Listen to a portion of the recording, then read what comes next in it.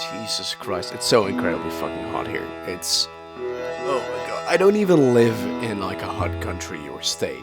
You know, I don't live in like US, like Texas or something. Yes, that is the segue into today's video.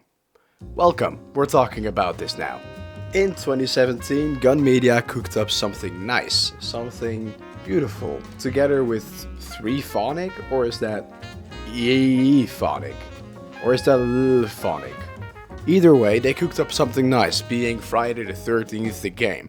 Now the game was messy, the game was buggy, it was almost unplayable, but it was simply so fun that honestly it deserves its own video, and it's also shutting down, so I'm not going into it right now. You might also find other YouTubers talking about that. I want to talk about a different game. Chainsaw Massacre. Texas Chainsaw Massacre, not Dead by Daylight. I hate Dead by Daylight. Dead by Daylight is a game that came out in 2016 that kind of invented this whole killer versus victim genre.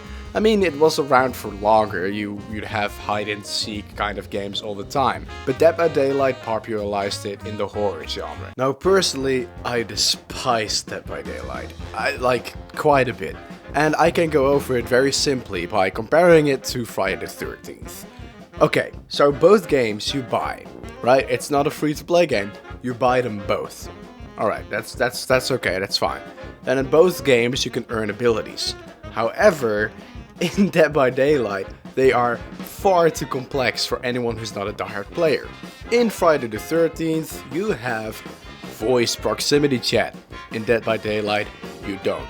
Dead by Daylight plays into the scummy store system that we know in gaming today. Friday the 13th doesn't. In Dead by Daylight you have 33 complex different killers that all work differently that you all have to take into account, as well as 39 playable survivors that you also have to take into account when you're playing killer, meaning that you're stuck with a total of 72 playable characters. How am I going to keep up with that? Why? That's like... Bro, if I play League of Legends, I'll be less confused. I don't know why this is what they thought would be a good idea. And we're not even talking about the community. If you're playing as a killer in the evening, you're gonna be playing against people who squad up with 4 and try hard. If you play Survivor, that may be alone, that may be with a friend, you are going to get camped, you are going to get slashed, you are going to get match made with incredibly skilled killers, and it's not even fun anymore. Well, Friday the 13th only has one killer that just has extra variants, being Jason Voorhees, but they all practically work the same. As for survivors, they kind of speak for themselves. One is fast, one is tanky, the other one is smart, the other one isn't. It's really simple, it all speaks for itself. It's even so simple that you can look at the design of a character and be like, oh yeah, this guy can work a battery. Oh yeah, this guy can fight. Alright, I can ramble on for days about how I think Friday the 13th is somehow way more enjoyable than Dead by Daylight, even though it's way less polished. Let's go to the subject that we are here for, being the brand new Texas Chainsaw Massacre game. If you are a Dead by Daylight player, it may really bother you that you can't play killer with your friends. It's not possible unless you have 5 people and you get into a custom game. Well, what if I tell you, in Texas Chainsaw Massacre, it's the standard of having multiple killers. And this might sound unfair, especially since 3 killers and they're automatically stronger. Well, you know, I don't think that's gonna work, Ambo.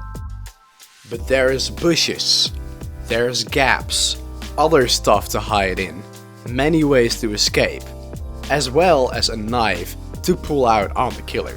Unless you're talking about Leatherface. Leatherface does not take any shit, he is a tank. So far there's only like a few killers and a few survivors, and it's really not complex. The abilities are way more self-explanatory, and the game overall is a lot simpler to understand.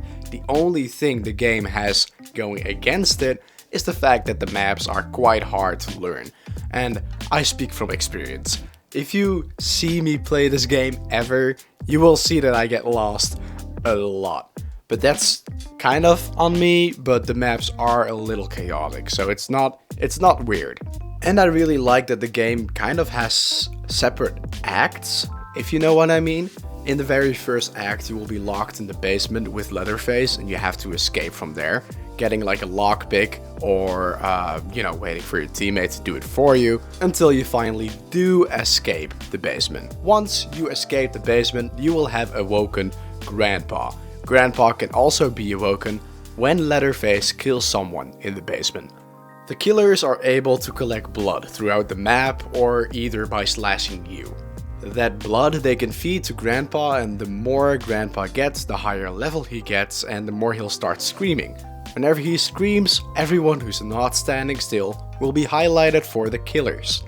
Not only is this great for matchmaking because you now have a way of countering their sonar, you just have to stand still. It also makes for very interesting moments where you will be standing still next to a killer and they will just be focused on the scream and not know that you're there. And it already has more ways to escape than Dead by Daylight. The very first way to escape is via the generator. If you turn off the generator, then the gates can open and there will be no power to stop you from going anywhere. You won't be shocked by the fences that you're walking over. You can just go ahead. It also makes for some interesting plays because if the generator is turned on the right moment, you can't escape anymore. So the killers can still counter you with that escape. However, once the gate is unlocked, it stays unlocked. Well, unless you have a cook in your team. But I'll not get into the characters too much. Then there's the battery, which essentially does the same thing. You have to turn off the battery and then you can go through the gate. Same thing. Then there's the fuse box, which is in the basement, and that's quite confusing for killers. And I really like that part, that you're going back into the danger zone where you can't see anything to escape. I don't know exactly how it works, because I am a noob at this game. And last but not least, there's the valve, which requires you for taking a wheel from somewhere and then putting it on the valve exit, activating it, and waiting a few minutes until it's opened. Which is also interesting. I had a play where I would be stuck in the bushes because there was a killer close to me. But my friend actually activated the valve exit.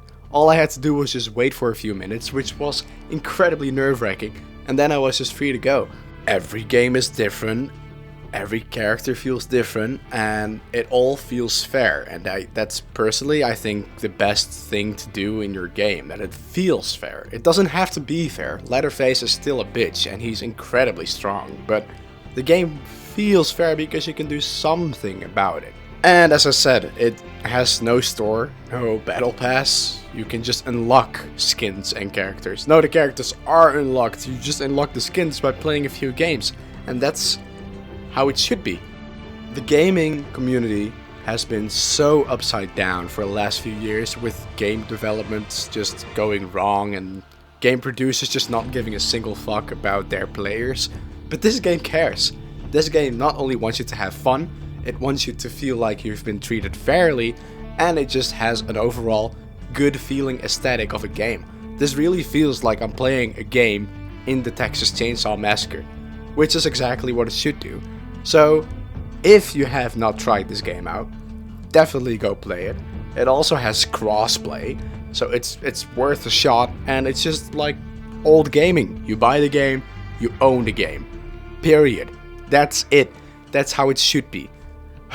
So thankful that they made this game, and you're gonna see me play it a lot more, I think. I love it a lot.